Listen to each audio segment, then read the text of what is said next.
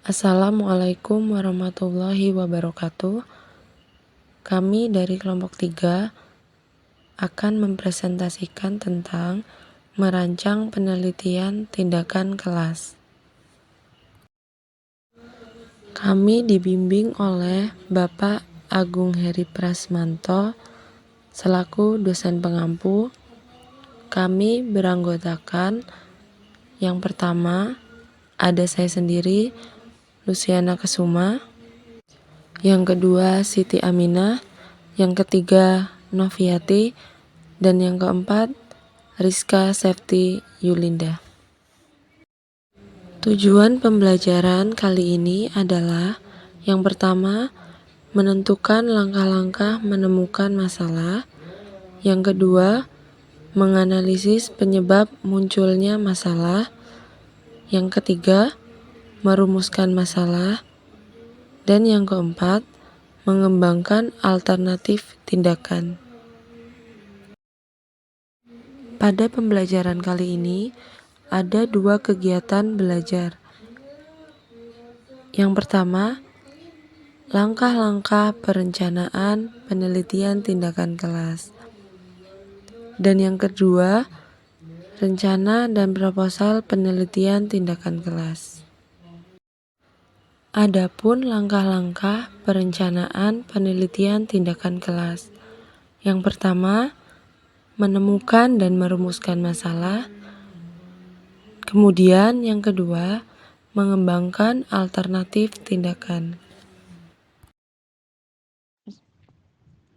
Langkah-langkah untuk menemukan dan merumuskan masalah.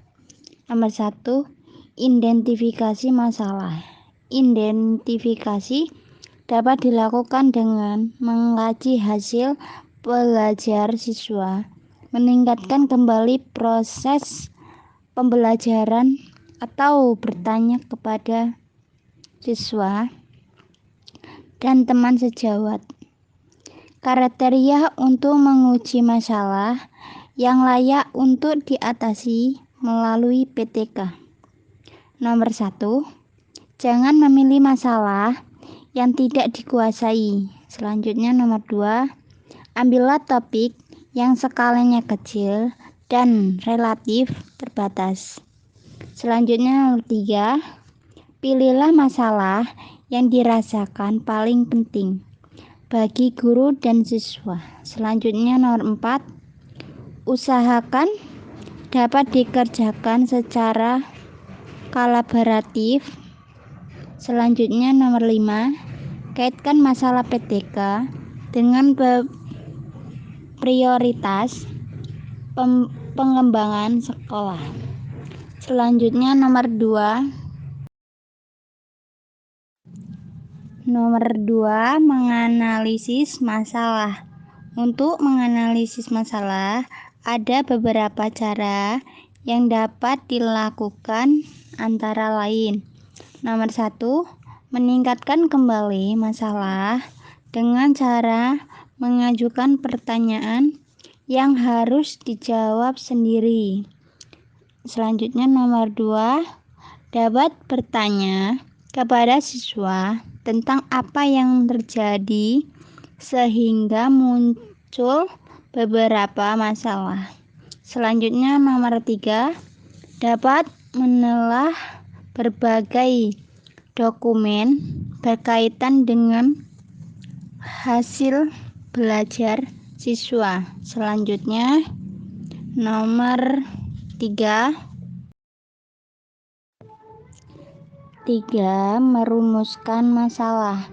Dalam merumuskan masalah, yang harus dicermati bahwa masalah yang akan dirumuskan tersebut merupakan masalah yang akan dicari jawabannya melalui penelitian tindakan kelas. Mengembangkan alternatif tindakan. Hipotesis tindakan adalah suatu perkiraan tentang tindakan yang diduga dapat mengatasi masalah tersebut. Dalam mengembangkan alternatif tindakan, kita dapat melakukan hal-hal berikut. Yang pertama, mengkaji berbagai teori dan hasil penelitian yang terkait dengan masalah yang kita hadapi. Misalnya dari teori tentang keterampilan menjelaskan, kita tahu bahwa penjelasan akan menjadi lebih efektif jika guru menggunakan bahasa yang lugas dan mudah dipahami, menggunakan contoh dan ilustrasi, serta memberikan tekanan pada kata atau istilah kunci. Yang kedua, berdiskusi dengan teman sejawat dan pakar bidang ilmu yang relevan. Dalam pendekatan belajar aktif, kita tahu bahwa keterlibatan optimal siswa akan terjadi jika siswa diberi kesempatan untuk bertanya, berdiskusi, mengemukakan pendapat, memperagakan sesuatu. Yang ketiga, mengingat kembali pengalaman kita dalam mengalami masalah serupa. Misalkan dalam proses pembelajaran kita menggunakan media atau alat peraga. Kita tahu bahwa alat peraga yang digunakan harus sesuai dengan tujuan kompetensi yang ingin dicapai, materi yang dikaji, serta karakteristik siswa.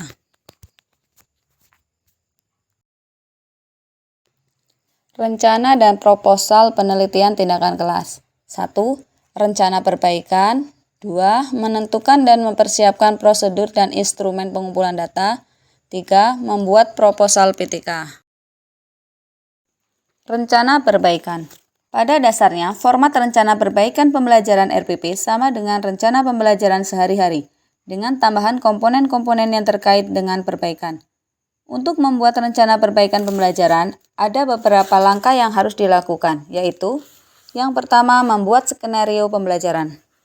Jika Anda cermati langkah pembelajaran pada contoh RPP di atas, Anda akan melihat bahwa langkah-langkah tersebut menggambarkan langkah perbaikan yang akan dilakukan oleh guru, mulai dari membuka pelajaran sampai dengan menutup pelajaran. Yang kedua, mempersiapkan fasilitas. Sarana dan prasarana termasuk alat peraga yang diperlukan dalam proses pembelajaran harus disiapkan dengan hati-hati. Misalkan dalam pelajaran IPS di kelas 5 SD, alat peraga yang harus disiapkan terdiri dari gambar hutan pinus, gambar hutan belantara, gambar orang sedang menebang kayu di hutan, dan lain sebagainya. Yang ketiga, menyusun rencana perbaikan pembelajaran RPP lengkap. Dengan memperhatikan RPP perbaikan yang sudah terisi lengkap di atas dan kemudian membandingkan dengan skenario pembelajaran serta sarana dan fasilitas pembelajaran yang sudah disiapkan sebelumnya, Anda dapat mengidentifikasi apakah ada perubahan ketika semua itu dituangkan ke dalam RPP. 4. Melakukan simulasi perbaikan. Agar Anda merasa lebih mantap dalam melaksanakan tindakan perbaikan, Anda perlu mencobakan terlebih dahulu rencana yang Anda susun dalam bentuk simulasi.